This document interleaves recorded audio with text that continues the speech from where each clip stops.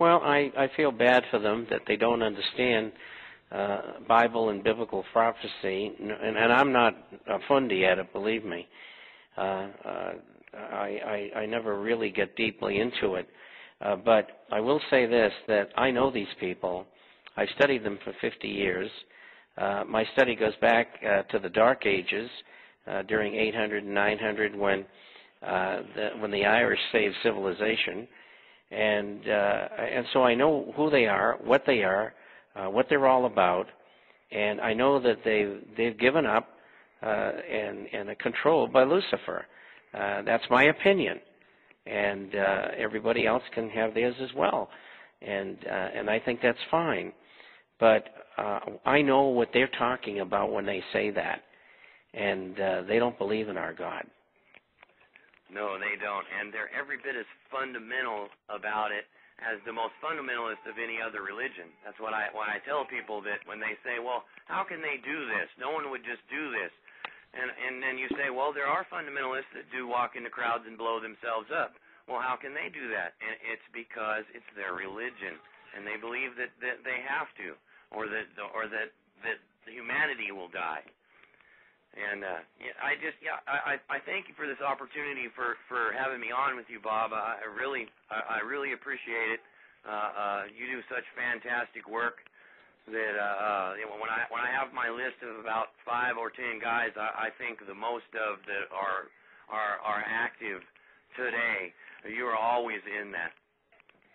Well, thank you very much. And there are some really good people out there.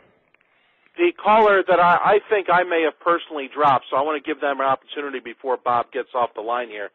I have Pat in Las Vegas, and if I fumbled that call a moment ago, I apologize. But Pat in Vegas, you are on with Proof, Doc, and with Bob Chapman. Last call of the night with Mr. Chapman. Hello, guys. Wonderful show. I have a quick question. I know that everyone is saying to buy bullion, buy coins, gold and silver, but my question is, you can only, if you have to travel or move quickly, do you keep those coins and that bullion on you? Is there someplace safe to put it? Will it be confiscated by the government if they know you have it? It's easy to buy it right now, but I don't know where to put it and what to do with it. Well, usually people will have a safe in their home, and you can buy small safes for a couple $100 that you can screw in the floor in the closet. If you're traveling all the time and there's nobody at home, you could get broken into and you could lose it. But if that's the nature of your work, there's not much you can do about it. You can also take your gold and silver or even other valuables and bury them.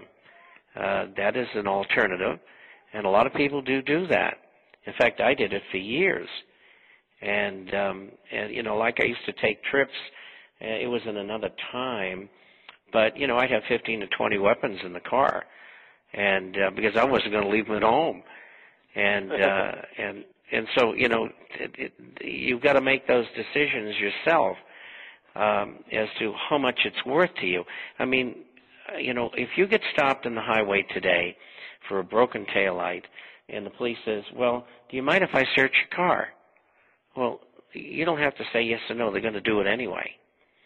And if they found $15,000 in cash and $50,000 worth of gold coins, they'd confiscate them.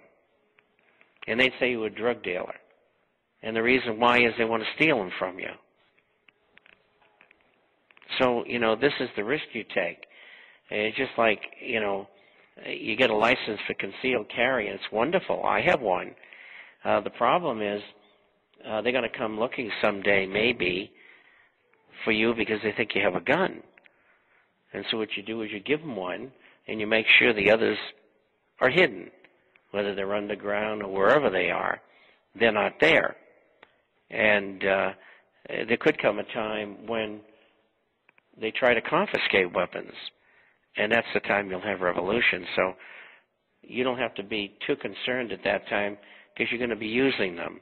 Either that or you're going to be dead. Thank you. Thank you. Mm-hmm. Any other questions for us before we say goodnight to our great guest here? And Doc will still be on with us as long as you want to stay on with us, right, Doc? Yes, I am. I just had to clarify. Well, Mr. Chapman, if you could just take a few seconds and promote your website so everybody knows where to find you when you're not on Alex Jones on Fridays. Well, we're doing lots of programs, and all of these programs are listed, including this one, on the front page of the International Forecaster. The forecast is about business, finance, economic, social, political issues all over the world, and we publish on Wednesdays and Saturdays, about 40 pages each time, and that's by email. And we have a hard copy that goes out as well, and we know that half the people who listen are not on the Internet, and so there are those who need hard copies. And you can get a free copy by going to the site, theinternationalforecaster.com, theinternationalforecaster.com. We answer everybody's questions, so if you want to email, and you can get a free copy that way, bob@intforecaster.com. That's bob@intforecaster.com, or you can call toll-free 800-375-4188. That's 800-375-4188. And anything that you need to know is in that publication every week, I promise you. Excellent, as always, Mr. Chapman, and we can't wait for you to come back in January. We've had a really big show tonight, and it's only just beginning. Mr. Chapman, go ahead and go to bed, I suppose, and I want to thank you so much for taking an hour out of your night. Well, it's my pleasure, and I'll see you next month. Outstanding, Mr. Chapman. Thank you. Thank you. Nice to meet you, too. And audience, thanks for listening. Bye-bye.